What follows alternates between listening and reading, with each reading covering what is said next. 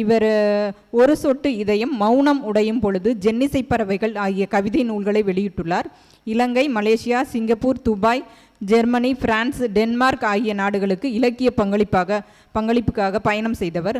மனிதநேயமும் மார்க்சியமும் தன்னை வழிநடத்துவதாக கூறுகிறார்.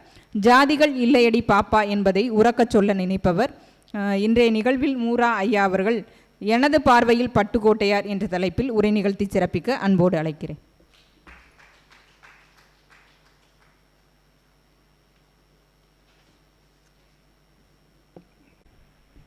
ஒரு 5 நிமிடத்திற்கு முன்பு வரை நான் மிகுந்த தைரியமாக இருந்தேன். என்னுடைய பள்ளியில் ஒரு ஆசிரியரை போல மிகுந்த மகிழ்ச்சியோடும் மிகுந்த ஒரு தைரியத்தோடும் அவ்வளவு திமிராக அமர்ந்திருந்தேன். ஆனால் திடீரென்று முதல்வர் உள்ளே வந்த பிறகு ஆசிரியர் எப்படி அமைதிவா, அதை போல நான் பார்த்து வியந்து சிலாகித்து பிரமித்து போன ஒரு மாபெரும் பெண்மணி அவர்கள் சகோதரி பர்வீன் சுல்தான் அவர்கள்.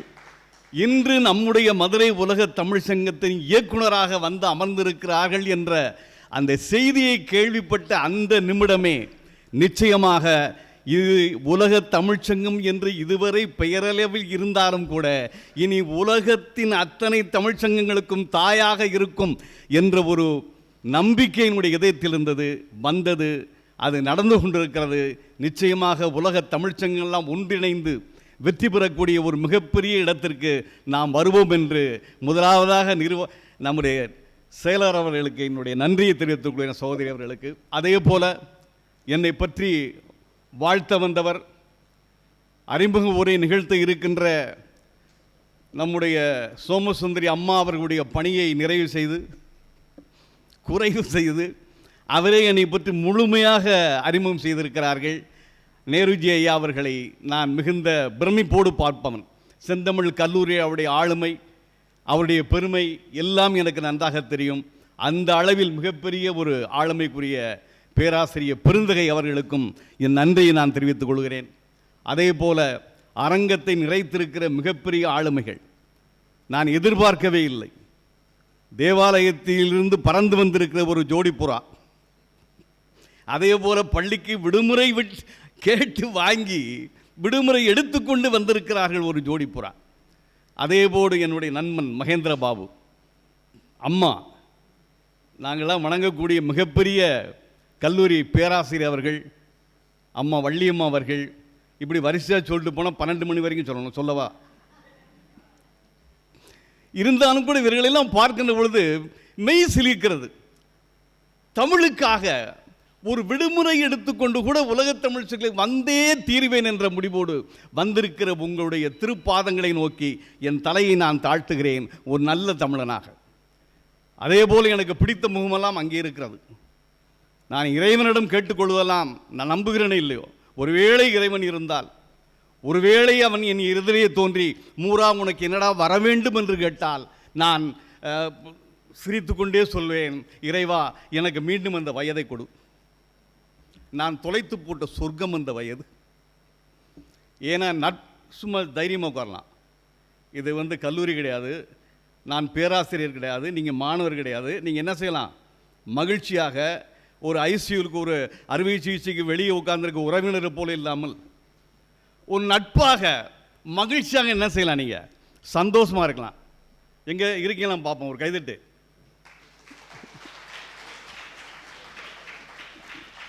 அவ்வளவு பெரிய ஆளுமை அவர்கள் உள்ளே நுழைகிற பொழுது நீங்கள் கரவொலி எழுப்பி அவங்க நினைச்சிருக்கணும், வரவேற்றிருக்க வேண்டும். அச்சம் தவிர மகிழ்ச்சியா இருங்க, நல்லா நிமிர்ந்து உட்காருங்க, நல்லா சிரிக்க பழகுங்கள். நான் பேச போகிற ஆள்னா சாமானியப்பட்ட ஆள் கிடையாது. திரை உலகத்தில் யாருக்கும் தலைவணங்காத, யாரையும் கண்டு அஞ்சாத, ஒரு தயாரிப்பாளர் என்ற முறையில் அவருக்கு அடிபணியாத, ஒரு இயக்குனர் என்ற முறையில் அவருக்கு அடிபணியாத ஒரு மாபெரும் எழுத்தாளனை பற்றித்தான் பேசப் போகிறேன். அவர் ஒன்றும் பிஹெச்டி முனைவர் பட்டம் பெற்றவர் அல்ல. 2ஆம் வகுப்பே படித்த ஒரு சாதாரண விவசாயி. புரிந்து கொள்ளுங்கள், 2ஆம் வகுப்பு தான் படிச்சிருக்காரு. கிட்டத்தட்ட 17 வேலைகள் பார்த்துருக்கிறார். 17 வேலை. அந்த 2ஆ படிச்சுட்டு வெளியே வந்ததுலேருந்து விவசாயியாக, இட்லி விற்பவராக, தியேட்டரில் சோடா காப்பி விற்கிறவராக, அவர் பார்த்த வேலைகள் மாடு மேய்க்கிறவராக, தரகு வேலைக்கு போவாராம். இந்த மாதிரி இத்தனை 17 வேலைகளை பார்த்த ஒரு மாபெரும் கவிஞனை பற்றி இங்கே என்ன செய்ய போகிறோம், பேச போகிறோம். ஜாலியாக இருங்க. தயவுசெய்து அவரை மறுபடியும் நான் பேசுகிறேன் நேரத்திற்குள்ள நான் பேசிட்டு போயிருவேன். உண்மையிலே இந்த உலக தமிழ் சங்கத்தை பார்க்கின்ற பொழுது உங்களுக்கு ஒரு விஷயம் தெரியும். எங்கே பெண்கள் நிறைவாக இருக்கிறார்களோ அந்த அமைப்பு வெற்றி பெறும். அதே போல் இந்த உலக தமிழ் சங்கத்தை அப்படி பாருங்க. புகைப்பட பதிவிலிருந்து, அறிமுக உரையிலிருந்து, நன்றி உரை வரை எல்லாமே பெண்மணிகள்.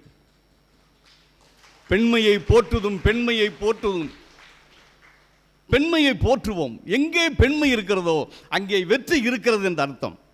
என் மனைவி வீட்டில் பிள்ளைகளை நன்றாக பார்த்து கொள்வாள் என்ற தைரியம் இருப்பதால் தான் நான் உலகமெல்லாம் சுற்றினேன். காரியம் யாவையும் என் கண்மணி செய்வதால் நான் சூரிய கவிஞனாய் சுற்றி வருகிறேன் சொல்லி வைரமுத்து சொன்னார். அது மாதிரி இந்த பெண்கள் குடும்பத்தின் கண்கள்ங்கிற மாதிரி இந்த உலக தமிழ் சங்கத்தினுடைய வெற்றிக்கு பின்னால் இந்த மாபெரும் பெண்மணிகள் இருக்கிறார்கள். அவர்களுக்கு என்னுடைய சிறப்பான நன்றியை நான் சொல்லிக்கொண்டு, யார் இந்த பட்டுக்கோட்டை, யார் இந்த பட்டுக்கோட்டை? சும்மா கிடந்த நிலத்தை குத்தி சோம்பல் இல்லாம ஏன் நடத்தி, கம்மா கரைய ஓசத்தி கட்டி, கரும்பு கொல்லையில் வாய்க்கா வெட்டி, நெல்லு விளைஞ்சி இருக்கு, அதில் பாட்டு போறந்தி இருக்கு. எங்கள் பட்டுக்கோட்டையின் பாட்டு, எங்கள் பட்டுக்கோட்டையின் பாட்டு, அது 18 சுவை கூட்டு. எங்கள் பட்டுக்கோட்டையின் பாட்டு, அது 18 சுவை கூட்டு. எழுதான் ஒரு நாட்டுப்புற கவிஞன். எங்கள் பட்டுக்கோட்டையினுடைய பாட்டு அது 18 சுவை கூட்டு. சும்மா கிடந்த சொல்லை எடுத்து சோம்பல் இல்லாமல் மண்ணை பிசைந்து, கம்மா கரையில் மண்ணை பிசைந்து, கவி சாற்றை அதில் பிழிந்து எழுதலாம் பாருங்க. ஒவ்வொரு வரிகளையும் பாருங்க. இப்படியெல்லாம் குழைச்சி நம்ம கொடுத்ததாம் பட்டுக்கோட்டையினுடைய பாட்டு. எனது பார்வையில் பட்டுக்கோட்டை யார்? திரையுலகத்தை கட்டி ஆண்டவர் எம்ஜிஆர். எம்ஜிஆர்னா எல்லா பேரும் ஆடுவாங்க. திரையுலகத்தில் வந்துட்டார்னா பெருசு வந்துட்டார். அவருக்கு திரையுலகத்தில் ஒரு பேர் உண்டு, சின்னவர். எம்ஜி சக்கரபாணிக்கு ஒரு பேர் உண்டு, அவர் பெரியவர். இவர் சின்னவர், அவர் யாரு? பெரியவர். ஆக அந்த அளவுக்கு அந்த எம்ஜிஆர் ஸ்டுடியோ கூட நுழைஞ்சிட்டாருனால இவங்க அத்தனை பேரும் பயப்படுவாங்க. ஏன்னு கேட்டால் அவருக்கு தெரியாத துறைகள் எதுவுமே கிடையாது. உண்மையிலே அப்படிப்பட்ட ஒரு பிரமிப்பான ஆள். புகைப்பட ஒளிப்பதிவா, அந்த ஒளிப்பதிவில் என்ன டெக்னிக் இருக்குன்னு அவருக்கு நல்லா தெரியும். இசையமைப்பா கூட உட்காந்துருவார். MS விஸ்வநாதன் கூட உட்காந்து இந்த மெட்டு செய்யல. கிட்டத்தட்ட 58 மெட்டுக்கு மேலே பாட்டு போட்ட விஷயங்கள்லாம் எம்ஜிஆருக்கு MS விஸ்வநாதனுக்கு உண்டு. ஆனால் பட்டுக்கோட்டையிடம் செல்லாது, பட்டுக்கோட்டையிடம் செல்லாது. இப்படித்தான் எம்ஜிஆருக்கு ஒரு பாட்டு எழுதுறாரு. ஆனால் எம்ஜிஆர் முதல்வரான பொழுது பெருமையோடு அவர் சொல்லிக்கொண்ட ஒரு காரியம் என்ன தெரியுமா உங்களுக்கு? நான் இந்த முதல்வர் பதவியில் அமர்ந்திருக்கிறேன் என்று சொன்னால் என் நாற்காலியின் ஒரு கால் பட்டுக்கோட்டை கல்யாண சுந்தரம்னார்.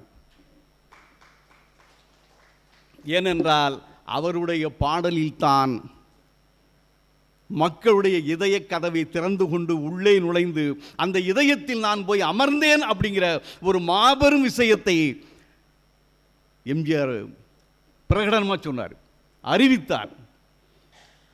அவருடைய பாடல்கள்லாம் கேட்டு பார்த்தீங்கன்னா, எம்ஜிஆருடைய பாடல்களில் நாங்கள் எல்லாம் அப்போ டூரிங் தேட்டர் உங்களுக்குலாம் தெரியாது, 25 பைசா டிக்கெட்டு. அந்த 25 பைசா டிக்கெட்டுக்கு உண்டியல் வாயை திறந்து வீட்டில் யாருக்கும் தெரியாமல் அதை களவாண்டு அங்கே போய் மண்ணை குமிச்சு அதில் ஏறி உட்காந்து மறைக்காமல் இருக்கிறக்காக ஒரு சிம்மாசனத்தை நாங்களே செட்டப் பண்ணுவோம். அந்த மண்ணை குமிச்சு உட்காந்துறது. பின்னால் இருக்க 2 பேர் அதை பழிப்பாங்க. சைன்னு பறித்து இறங்கிட்டே வரும். என்னடா பார்த்தா பின்னால் பறிச்சுருவாங்க. அப்போவே பறிக்கிறதுக்கு ஆளுங்க குழி பறிக்க உட்காந்து பார்த்தோம்னா அந்த திரையில் அந்த எம்ஜிஆர் வருகின்ற பொழுது எப்படி இருக்கும் மனசு யோசிச்சு பாருங்க. அவர் வந்து முன்னால் உட்காந்துருப்போம். எம்ஜிஆரை பார்த்தோன்னா எங்களுக்கு அப்படி புல்லரிக்கும். அப்போ அந்த பாடல்கள் எங்களுக்கு சொல்லப்பட்டதை போல, சின்ன பயலே சின்ன பயலே செய்தி கேளடா, சின்ன பயலே சின்ன பயலே செய்தி கேளடா, நான் சொல்ல போகும் வார்த்தையை நன்றாய் எண்ணி பாரடா, நீ எண்ணி பாரடா, சின்ன பயலே சின்ன பயலே செய்தி கேளடா.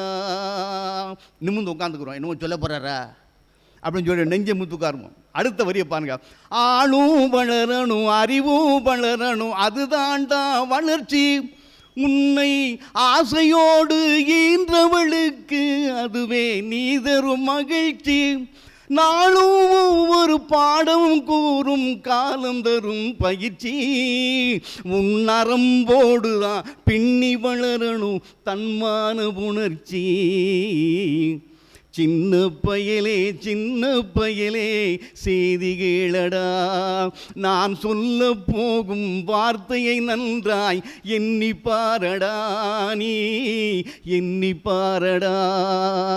இப்படி நாங்கள் உயிரை கொடுத்து பாடுவோம், நீங்கள் அப்படி உட்காந்து கருவாப்பை நல்லா பாடுறாண்டா அப்படி நினைக்கப்படாது.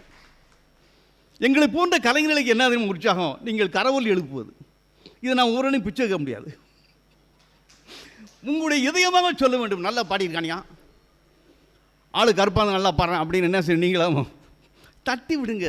இதுக்கு நான் காசை கேட்க போகிறேன். இந்த பாடலுக்கும் எம்ஜிஆருக்கும் ஒரு சம்பந்தம் இருக்கிறது. பாடல் எழுதுகின்ற பாடல் ஆசிரியர்களை என்ன செய்யக்கூடாது, சுதந்திரமாக விடணும்னு நினைக்கிறவர் யார், பட்டுக்கோட்டை. அவருக்கு அட்வைஸ் பண்ணுறது பிடிக்காது. ஆனால் எம்ஜிஆருக்கு அவர் பக்கத்தில் உட்கார்ந்து இந்த வரிகளை மாற்று, இது என்னுடைய கேரக்டருக்கு ஒத்து வராது, என்னுடைய தத்துவத்துக்கு என்னுடைய ரசிகர்கள் இதை ஏற்றுக்கொள்ள மாட்டார்கள், இந்த வரியை மாற்று இந்த வரியை மாற்று அப்படின்னு ஓயாமல் சொல்லிட்டு இருப்பார். இதில் பட்டுக்கோட்டை எம்ஜிஆருக்கு ஒரு சின்ன மனக்கசப்பு ஏற்படுகிறது. இனிமேல் எம்ஜிஆருக்கு நான் என்ன செய்ய மாட்டேன். அந்த நேரத்தில் எம்ஜிஆரை பகைத்து கொண்டு ஒருவன் திரையுலகத்தில் வாழ்வது என்பதே மிகப்பெரிய ஒரு விஷயம். ஆனால் எம்ஜிஆரை பகைத்து கொண்டு இனிமேல் அவருக்கு பாட்டு எழுத மாட்டேன் முடிவு எடுக்கிறார் பட்டுக்கோட்டை. ஆனால் எம்ஜிஆருக்கு என்னன்னா, இவருடைய பாட்டு இல்லாவிட்டால் என்னுடைய திரைப்படமே என்ன செய்கிறோம், தோல்வி அடைஞ்சிரும், என்னுடைய ரசிகருடைய இதயத்திற்குள் போய் நான் நுழைய முடியாமல் போய்விடும் சொல்லி என்ன செய்றாரு, பார்க்குறாரு, 2-3 பேர்கிட்ட கூட்டு பார்க்குறாரு, வரல. கடைசியில் எம்ஜிஆர் கார் எடுத்து நேராக பட்டுக்கோட்டை வீட்டுக்கு போயிடாரு.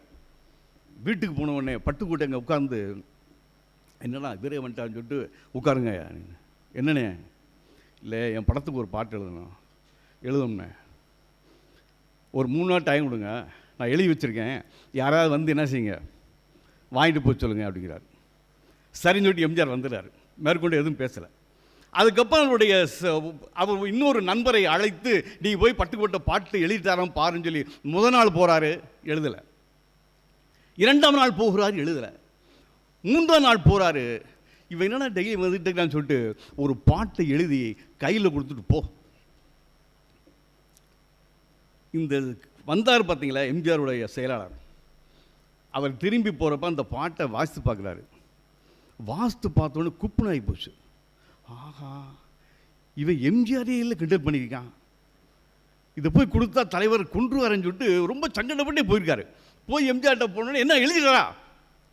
எழுதிட்டாருண்ணே. ஏன் உன் முகம் ஒரு மாதிரி இருக்கு? இல்லை பாட்டு. ஏன் பாட்டில் என்ன? இல்லை அதில் வேணாண்ணே, அது உங்களை பற்றி ஏதோ சொன்ன மாதிரி இருக்குது. என்ன காரணம்? எம்ஜிஆர் வாங்கி படித்து பார்க்குறாரு. ஏன் நல்லா தானே இருக்குது, ஆனால் என்னை சுதந்திரமாக நீ என்ன செய்ய முடியல, பாட்டு எழுத என்ன செய்யலை, நீங்கள் அனுமதிக்கலை. அதனால் என்ன செய்யல, திட்டுற மாதிரி இருக்கும். சின்ன பையலை சேதிகளடா, நான் சொல்ல போகும் வார்த்தைகளா எண்ணிப்பாரடா, ஆளும் வளரணும் அறிவும் வளரணும்னாரு எம்ஜிஆர் குட்டை. அப்போ அந்த செயலாளருக்கு யோசிக்கிறான், எம்ஜிஆர் என்ன சொல்லுவாரோன்னு சொல்லி. ஆனால் எம்ஜிஆர் உண்மை சிரிச்சுக்கிறாரு. எவ்வளவு சேட்டை இருந்தா சின்ன பையலன்னு எதுக்கு சொன்னார்னு கேட்டிங்கன்னா, நான் முதல்ல சொன்னேன் பார்த்தீங்களா, திரையுலகத்தில் சின்னவர் எம்ஜிஆர், பெரியவர் எம்ஜி சக்கரபாணி. அப்போ இந்த வார்த்தையை போட்டு சின்ன பையலே சேதிகளடா, நான் சொல்ல போகும் வார்த்தை நன்றா எண்ணிப்பாரடாங்கிற அந்த வார்த்தைகளை போட்டு எம்ஜிஆர் சிரிச்சுக்கிட்டாரு. டேய், கீழே சொல்றாரு, தனி உடைமை கொடுமைகள் தீர தொண்டு செய்யடா, நீ தொண்டு செய்யடா, தானா எல்லாம் மாறும் என்பது பழைய பொய்யடா தம்பி, பழைய பொய்யடா. இந்த வார்த்தையை அழுத்தி அழுத்தி இந்த மாணவர்கிட்ட சொல்றேன்னு கேட்டீங்கன்னா, இப்படியே அமைதியாக உட்காந்துட்டு போனீங்கன்னா தேர்தல் கமிஷன் மிஷினில் உங்கள் பேரே இருக்காது. எதுக்கு எடுத்தாலும் இப்படி அமைதியாக உட்காந்தா? இந்த ஆட்டுக்கும் இந்த நாட்டுக்கும் ஒரு கூட்டு இருக்குது கோனாரே, இந்த ஆட்டுக்கும் இந்த நாட்டுக்கும் ஒரு கூட்டு இருக்குது கோனாரே, அதை ஓட்டி ஓட்டி முடிச்சவங்க ஒரு முடிவும் காணாரே, அதை ஓட்டி ஓட்டி திரிஞ்சவங்க ஒரு முடிவும் காணாரே, இந்த ஆட்டுக்கும் இந்த நாட்டுக்கும் ஒரு கூட்டு இருக்குது கோனாரே, அதை ஓட்டி ஓட்டி திரிஞ்சவங்க ஒரு முடிவும் காணாரே. அவரும் வந்தார் இவரும் வந்தார் ஆடினார், முடிவில் எவருக்குமே தெரியாமல் ஓடுவார். அவரும் வந்தார் இவரும் வந்தார் ஆடினார், முடிவில் எவருக்குமே தெரியாமல் ஓடுவார். இந்த பாடல்கள் ஒவ்வொரு வரியும் கேட்டுப்பாங்க. அந்த படங்கள், அந்த படத்தில் அந்த காட்சியெல்லாம் பார்க்குறப்ப, அப்பெல்லாம் சின்ன பிள்ளைங்க சார், அப்பெல்லாம் நீங்கள் பிறந்திருக்கே மாட்டீங்க. ஆனால் இப்போ பிறந்துட்டீங்களே, வாழணுமே, நம்ம சுற்றி என்னமோ நடந்துட்டு இருக்கே, என்ன பண்ண போறீங்க, என்ன செய்யலாம்? இந்த தேசம் எதை நோக்கி போயிட்டு இருக்கு? கிட்டத்தட்ட 6 லட்சம் பேரை இன்னைக்கு இல்லை சார், வாட்காளர் இதில் இல்லை. எனக்கு பயமாக இருக்கிறது. நான் என்னுடைய பூர்வீக ஊருக்கெல்லாம் போய் தேடிக்கிட்டு இருக்கேன். எங்கள் தாத்தாவுடைய அட்ரஸ், அவர் பிறப்பு சான்றிதழ், அங்கே போனால் காரி துப்புறாங்க. உடனே மனுஷனாடா, உனக்கே பிறப்பு சான்றிதழ் இருக்காடா? இப்போ தேசம் எதை நோக்கி போய் கொண்டு இருக்கிறது? இதுக்கு என்ன செய்யலாம்? இதுக்கு தான் என்ன செய்றாரு? தட்டி எழுப்புறாரு. குழந்தைகளுக்கு, பையனுக்கு சொல்லிட்டாரு. உடனே பயபுரம் கோச்சாங்க. பிள்ளைங்க பொம்பளை பிள்ளை எங்களுக்கெல்லாம் எதுவுமே சொல்லலை. அவர் ஏன் சொல்லலை? அழகா சொன்னார்ல, திருடாதே பாப்பா திருடாதே, திருடாதே பாப்பா திருடாதே. அழகா சொன்னார். திட்டம் போட்டு திருடுற கூட்டம் திருடி கொண்டே இருக்குது, திட்டம் போட்டு திருடுற கூட்டம் திருடி கொண்டே இருக்குது, அதை சட்டம் போட்டு தடுக்கிற கூட்டம் தடுத்து கொண்டே இருக்குது. திருடராய் பார்த்து திருந்தாவிட்டால் திருட்டை ஒழிக்க முடியாது, திருடராய் பார்த்து திருந்தாவிட்டால் திருட்டை ஒழிக்க முடியாது, திருடாதே. ஆனால் இந்த பாட்டை கேட்டு நிறைய பாப்பா தெரிஞ்சிச்சு.